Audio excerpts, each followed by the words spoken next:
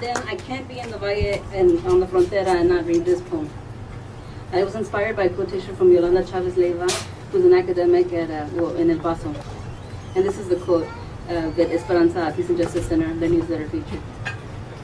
In recent years, it has become fashionable to write and talk about borders and borderlands, often metaphorically. It is important that we remember that borders are also real physical places with very tangible consequences for those living along the border. This is La Frontera. Aquí soñamos de mezclas.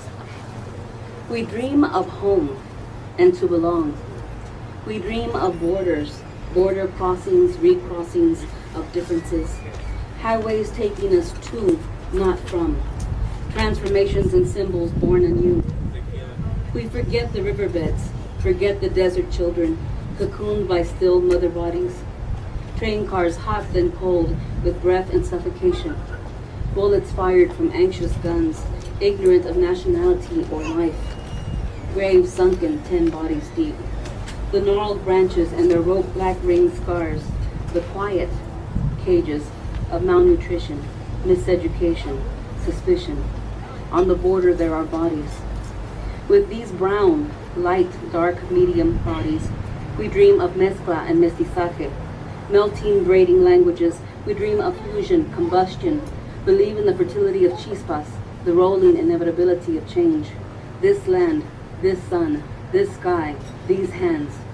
But don't forget, the border is littered with bodies lying at crossed angles, a barbed wire fence of flesh and bone. Yeah.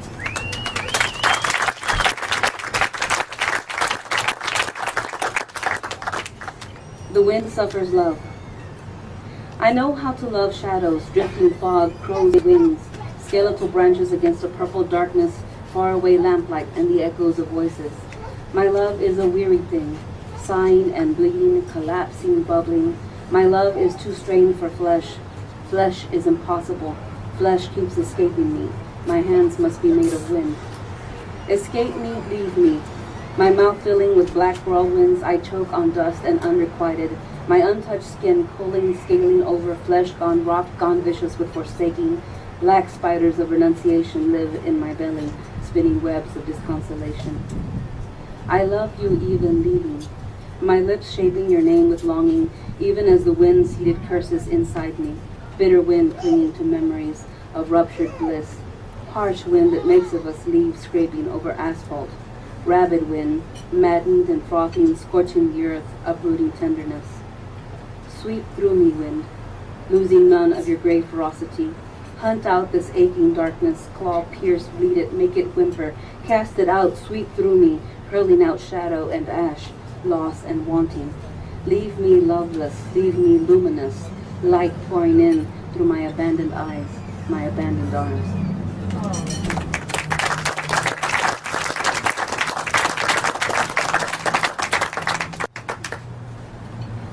In my grief, time lost its fingers and hands, forgot all its names.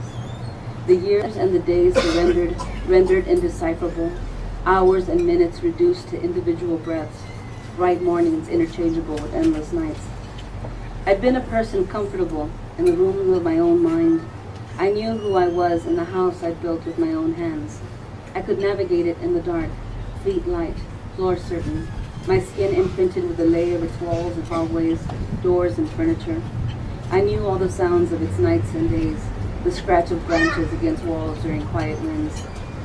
On a Monday, I learned my mother was in the hospital. On Thursday, they said brain tumor. Friday, the doctors said she was dying, and then there were no certainties of time or painlessness. The days lost their names, were all rechristened survival.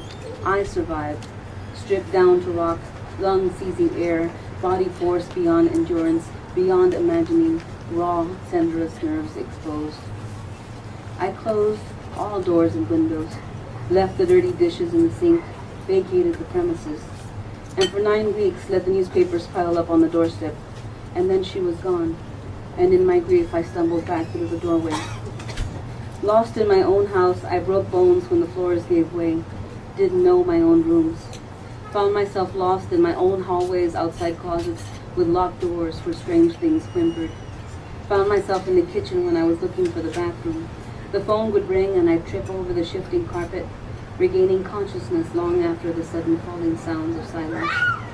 I'd run to answer the door, but find myself in the backyard, staring at ants blowing in opposite directions through a hole in the window screen. I stepped too close to her grave, felt that unsettled earth cold and crumbling against my skin. In my grief, the earth keeps giving way.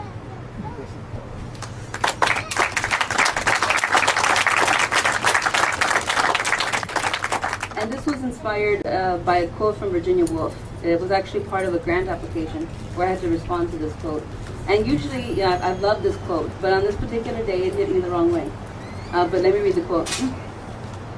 Women have sat indoors all these millions of years, so that by this time, the very walls are permeated by their creative force, which has indeed so overcharged the capacity of bricks and mortar that it must needs harness itself to pens and brushes and business and politics. And that's Virginia Woolf. But this particular day, all I heard was the beginning. Women have sat indoors. This is my poem. I come from women, illiterate and rough-skinned. All their creativity bent to the tasks of survival, enslaved women, conquered women, who watched the world they knew die mute and screaming, silent and weeping women, whose lives were worn short, abandoned women, violated women, fractured women, who nightly mended themselves with threads of faith and resistance and endurance. Women who toiled in fields, picked cotton, shelled corn, milked cows and goats, collected eggs, hunted and skinned, and disemboweled the meat served at the table. Women who nurtured babies in their wombs, embraced them, buried them. Women who made walls with their own hands, who sewed and washed and cared for the sick. Women who took in laundry, cleaned houses, cared for the children of others. Women who prayed on their knees, prayed on their feet, prayed working, living, dying. I come from women who never sat indoors. My mother was a silent mother. She died with 1,000 songs unsung, 1,000 canvases still blank, 1,000 stories unwritten. My mother died. The chemotherapy and radiation fueled a fire that burned from the inside, ravaging her skin. And as she lost her vision, she told me when she closed her eyes, it felt like she was flying over green valleys, the blue peaks of mountains in the distance, incandescent forests alive with color. No one knew my mother was an artist. She would draw me pictures when I was little. I remember a woman's profile with short curls and a heart-shaped necklace, a flock of seagulls, ocean waves on a cloudy day, birthday cakes on birthday cards. She could only sign her name until she learned to write happy birthday, carving one letter at a time. My mother was an artist. She made blankets to keep us warm. She made tortillas and meals that nurtured a family of 10. She was a gardener who made the hard earth blossom. My mother was a mystic. She dreamt God without a face. She dreamt the pure energy of the universe. She learned to meditate without knowing the word. She was a healer who learned to listen to her hands, her intuition. Even in dying, my mother was my teacher. What terrible force their longing still exerts. Volcanoes of longing, hurricanes of longing, deserts of longing. To create, to be free, to speak their truths and own their own bodies, their own voices. For millennia, their frustration like rotted seeds has left a dark stain, and the earth shudders, takes them in. These fiery phantoms, restless and relentless, unrealized, unweeping, unresigned, burning in my blood, in the blood of women like me, the children of silent mothers who dream of freedom, haunted by longing, running between working and caretaking. Their longing and ours taken root in our soul, rising through the earth of our lives, branching and leafing and blossoming, as we write and sing and dance and breathe and dream.